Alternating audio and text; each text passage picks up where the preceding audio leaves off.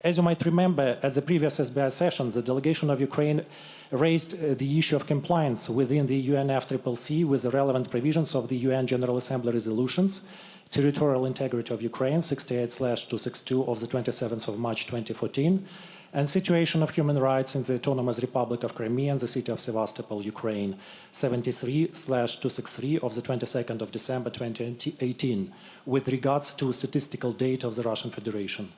Let me recall that in the resolution situation of human rights in the Autonomous Republic of Crimea and the city of Sevastopol, Ukraine, 73/263, the UN General Assembly calls upon all international organizations and specialized agencies of the United Nations system when referring to Crimea in their official documents, communications, and publications, including with regards to statistical data of the Russian Federation, to refer to the Autonomous Republic of Crimea and the city of Sevastopol, Ukraine, temporarily occupied by the Russian Federation, and encourages all states and other international organizations to do the same. We have been reassured by the Secretariat that the issue at hand will be resolved without any delay. Given the need to ensure a consistent application by the Secretariat of the relevant provisions of the aforementioned UN General Assembly resolutions, the delegation of Ukraine asks to postpone the consideration of SBI 51 agenda sub-items 3A, 3B, and 3C until the UNFCCC Secretariat brings the documents under these agenda sub-items in line with the provisions of the UN General Assembly resolutions 68/262 and 73/263. We ask to include this statement in the report of SBI 51. I thank you, Mr. Chair.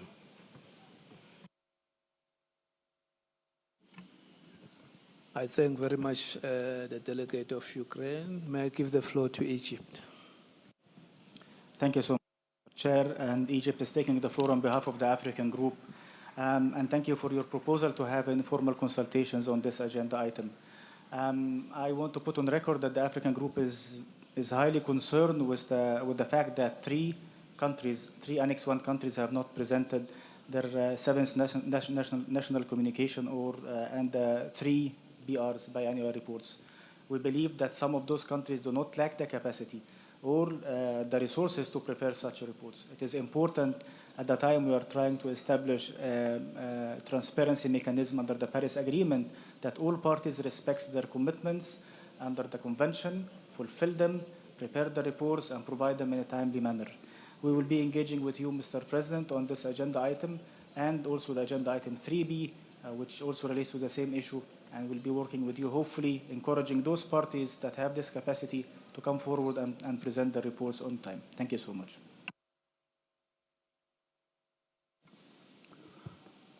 Thank you very much, Egypt, for your statement. Delegates, during my pre-sectional meetings, I did consult on this agenda item. And I must say that during those meetings, I did not get consensus. Initially, I wanted to take notes and defer any work on these agenda items to the next session. But unfortunately, because parties didn't agree at that point in time, I then decided that I would take consultations with interested parties with a view of trying to find some form of consensus that will allow us to move on this agenda item. So with this, may I request parties that they give me the opportunity to further consult on this particular agenda item with a view to sort of make an advance of our work. I think it's important that we continue consulting with a view of finding a solution that will be agreed by all parties. So let me thank you very much, and if I may proceed.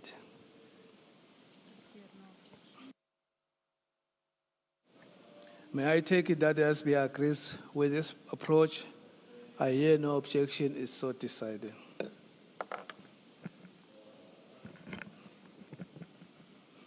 May I now invite parties to turn to agenda item 3, reporting and review of parties included in Annex 1 to the Convention. Sub-item 3B, compilation and synthesis of second and third binary reports from parties included in Annex 1 to the Convention, And sub-item 3C, report on national greenhouse gas inventory data from parties included in Annex 1 to the Convention for a period 1990 to 2016 and 1990 to 2017.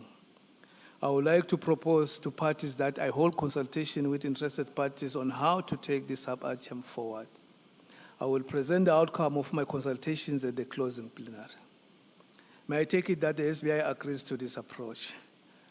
Hearing no objection, so decided.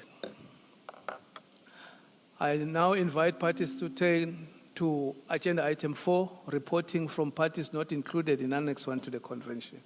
Sub-item 4B, reports and terms of reference of the consultative group of experts.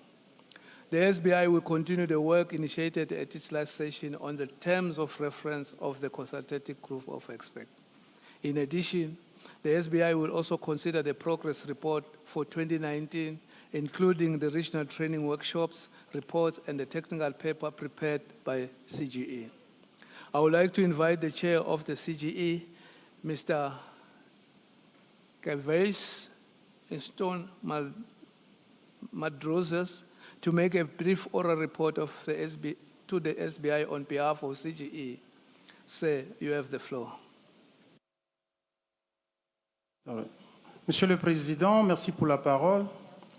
Au nom du groupe consultatif d'experts, CGE, j'ai l'honneur de faire rapport à la 51e réunion de l'organe subsidiaire de mise en œuvre des travaux du CGE pour cette année 2019.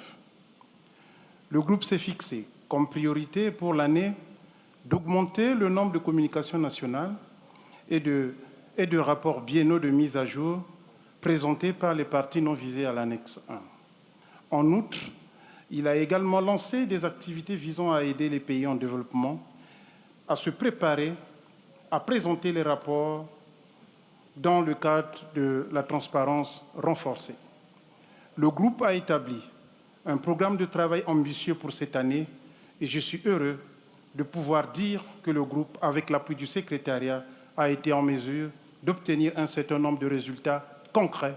Nous pouvons citer une meilleure compréhension des lacunes et besoins techniques actuels et émergents des pays en développement partis en ce qui concerne les arrangements institutionnels en matière de MRV au titre de la Convention et le cadre de transparence renforcé de l'accord de Paris. Ceci grâce aux travaux du groupe de travail sur la compilation et la synthèse des informations communiquées dans les communications nationales et les rapports biennaux de mise à jour, complétés par une enquête nationale. Le groupe a formé 106 experts nationaux de 91 pays en développement partis sur l'institutionnalisation de la gestion des données des inventaires des gaz à effet de serre à travers 3 ateliers régionaux de formation et des webinaires. Le groupe a organisé un forum informel pilote sur le soutien au MRV et à la transparence en marge des 51e réunions des organes subsidiaires en juin dernier à Bonn. La deuxième est prévue se tenir ici à Madrid le 5 décembre en collaboration avec le PCCB dans le cadre de la journée de transparence. Le groupe a élaboré un manuel technique destiné à faciliter la préparation des rapports par les pays en développement partis dans le cadre de la transparence renforcée de l'accord de Paris. Le groupe a continué d'offrir le programme de formation sur l'analyse technique des rapports biennaux aux experts figurant sur la base des données de la Convention. Reconnaissant l'importance de la nécessité de disposer d'arrangements institutionnels solides et durables, le groupe est en train de développer une boîte d'outils techniques qui comprend des études de cas et des documents d'orientation pour améliorer les arrangements institutionnels existants. Ce sont là, Monsieur le Président, quelques points saillants du travail du CGE en cette année 2019.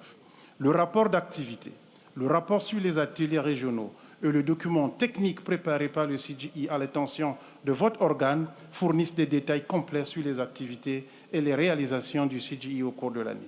En conclusion, le CGE attend avec intérêt la revue et la mise à jour de son mandat à travers la révision de ses thèmes de référence conformément au mandat de Katowice, comme vous venez de l'annoncer.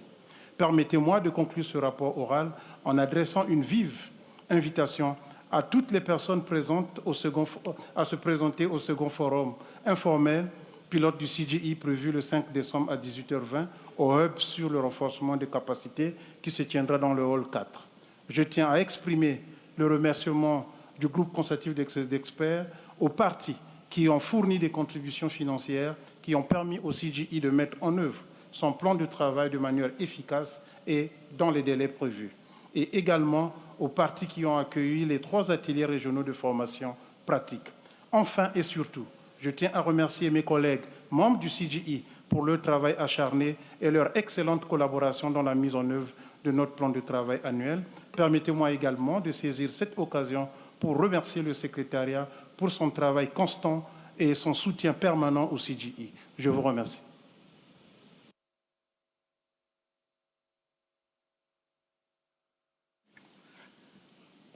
Thank you, sir, for your statement.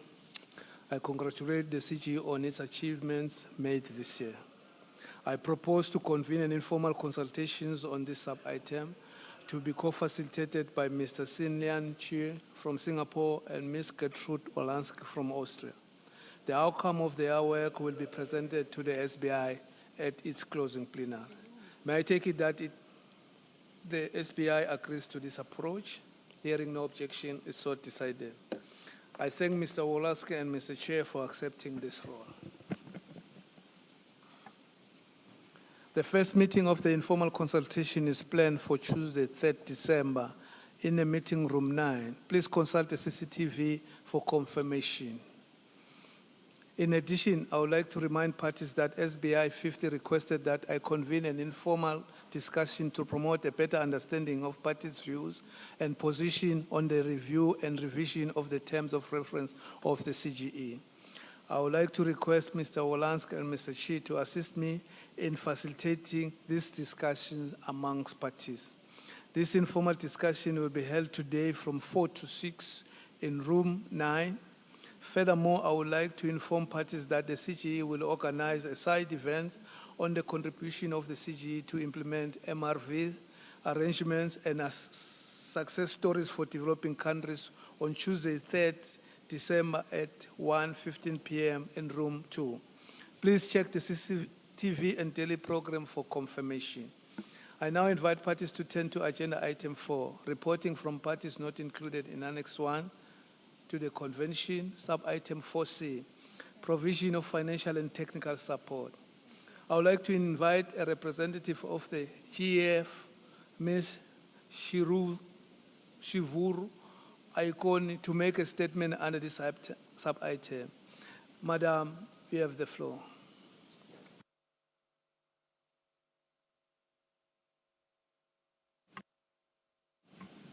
Thank you, Mr. Chair, for the opportunity to provide a statement on the provision of financial and technical support by the Global Environment Facility.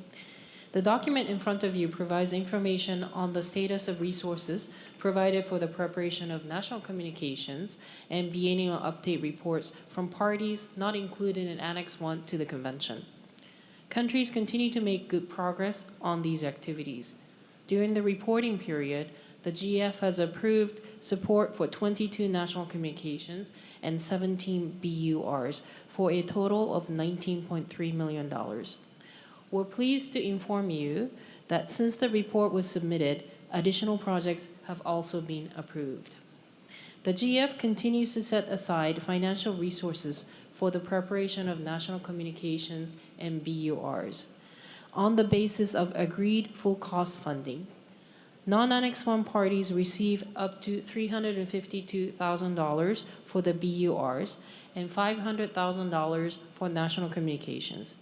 Parties do not need to use their GEF country star allocation. Resources above the agreed full cost funding, if needed, may be provided from a country's star allocation.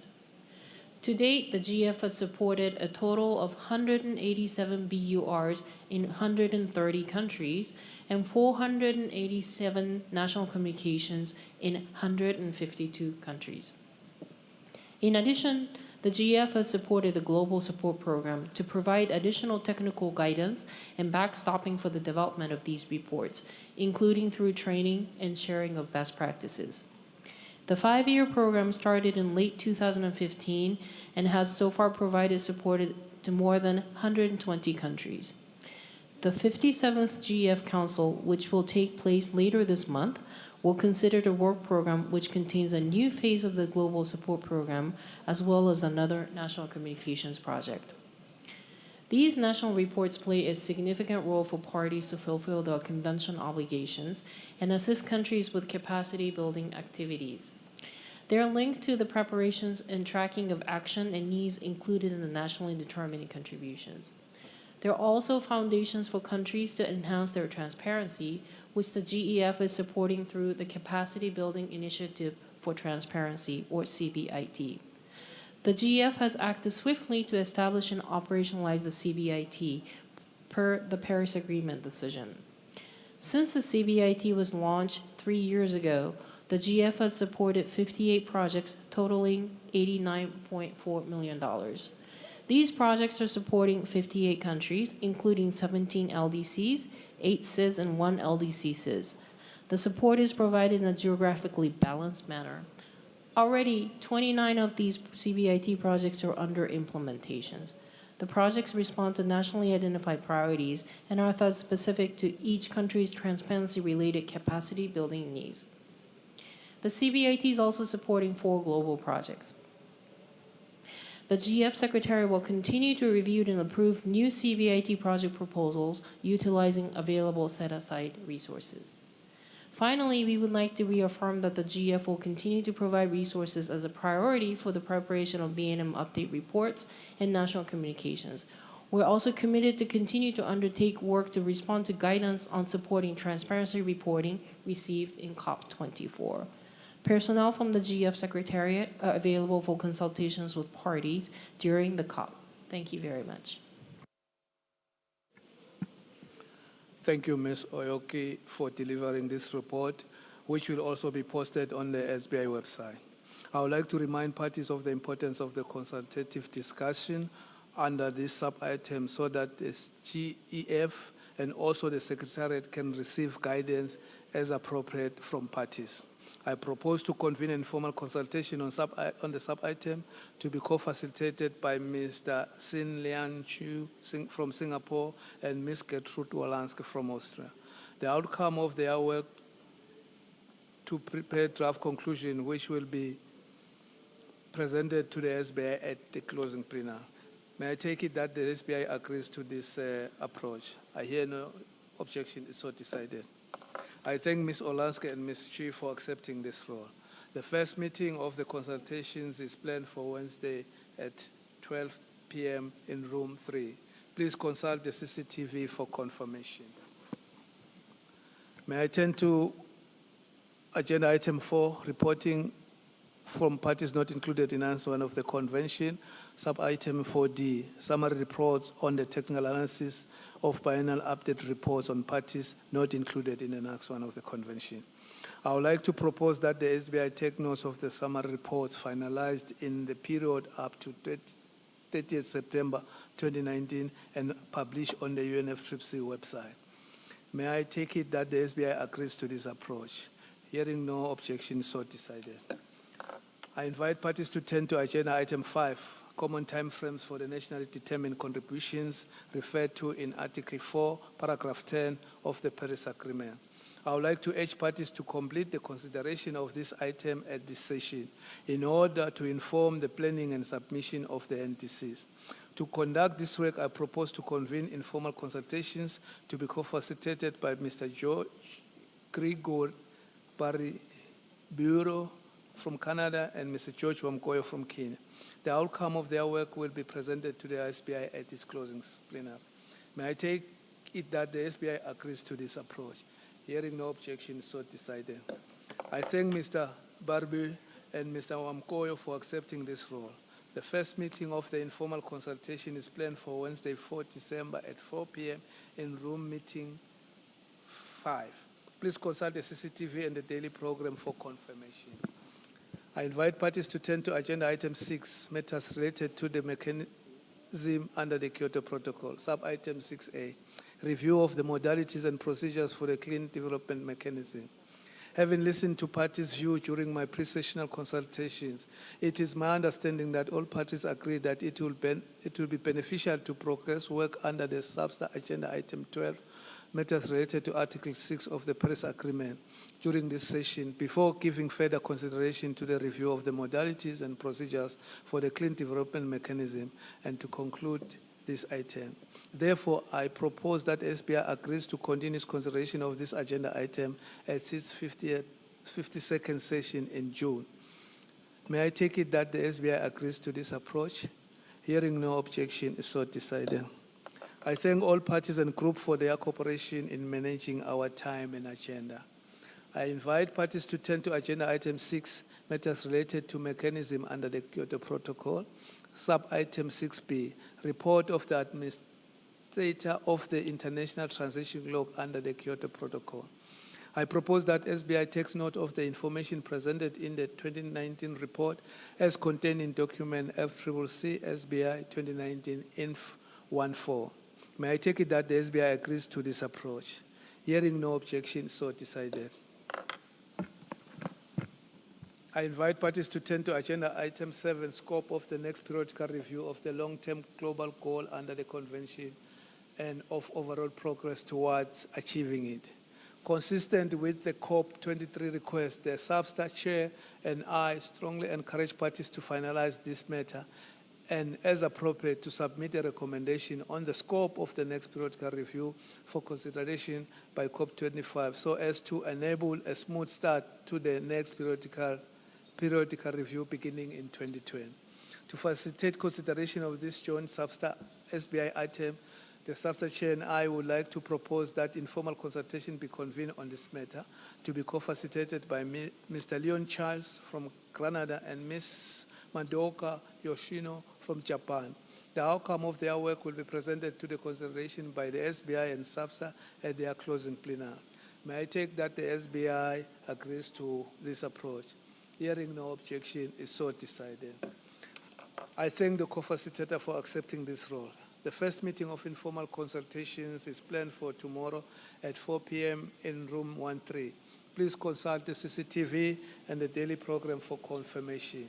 I invite parties to turn to agenda item 8, Coroniva John work on agriculture. To facilitate consideration of this joint SABSTA SBI item, the SABSTA chair and I would like to propose to convene informal consultations to be co-facilitated by Ms. Monica Figja from Poland and Ms. Milagros Sandrova from Peru. The outcome of their work will be presented to the SABSTA and SBI at their closing plenary meeting.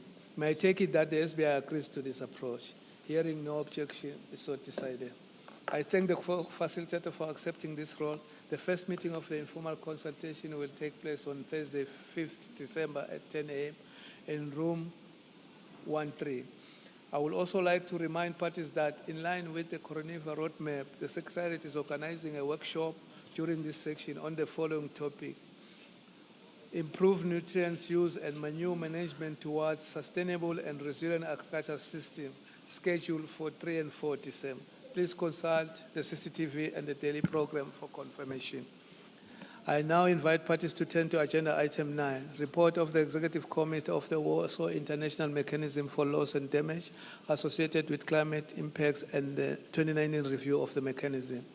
Parties will consider the annual report of the WIM EXCOM for 2019 and undertake a review of the WIM in accordance with the terms of reference for the review agenda agreed at SB 50. I sincerely thank Ms. Dawn Pire Nathaniel of St. Lucia and Ms. Monika Ostosik from Poland, co-chairs of the Executive Committee, for their leadership in conducting the work of the committee. In line with the previous agreed terms of reference, an event convened under the guidance of the SABSTA chair and myself was held yesterday. Over 180 representatives from parties and observer organizations had a full day of a lively discussion on successes and opportunities for further work on loss and damage. Agency around this topic is clear. High expectation for what the WIM and its executive committee can do and should be delivering has also become clear.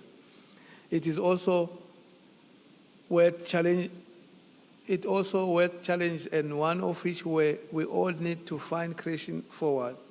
The Sub-Chair and I invite the co-facilitator of the event, Mr. Alf Wills from South Africa, and Mr. Don Lenman from Canada, to provide an oral report on the event at the first informal consultation. I would like to thank Mr. Wilf and Mr. Don for their excellent work in kickstarting this assessment of the work to date under the WIM. The Sub-Chair and I expect that parties will successfully conclude their deliberation on the annual report of the committee and on the 2019 review and make recommendations for consideration and adoption by the appropriate governing bodies or bodies by Monday, 9 December, when the subsidiary body closes, with the understanding that the consultations on the governance matters will be undertaken under the leadership of the President of COP25 and CMA 2. To facilitate consideration of this joint item, the Sub-Chair and I would like to propose that informal consultation be convened to be co-facilitated by Ms. Marianne Carlson from Norway and Ms. Kishan Kusmashi from Trinidad and Tobago. The outcome of their work will be presented for consideration by the SBI and the SABSTA at the closing plenary of the meeting. May I take it that the SBI agrees to this approach? Hearing no objection, is so decided. I thank the co-facilitator of accepting this role. The first meeting of the consultation is planned for tomorrow at 10 a.m. in meeting room 13. Please consult the CCTV for confirmation. I now invite parties to turn to agenda item 10, report of the adaptation committee. I would like to invite Ms. Pilar Buno, co-chairman of the adaptation committee, to provide an overview of the work of the committee this year. Pilar, you have the floor, Madam.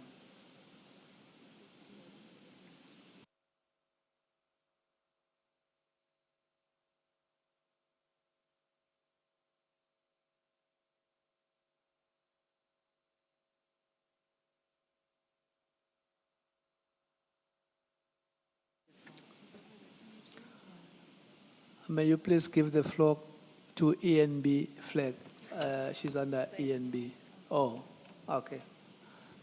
Thank you, Chair. I apologize, the microphone didn't work. Thank you, Chair. I'm pleased to take the floor on behalf of the Adaptation Committee, and would like to thank the committee and my co-chair, Mariana Carlsen from Norway, for the good collaboration throughout the year. The report of the Adaptation Committee is contained in document FCCC/SB/2019/3.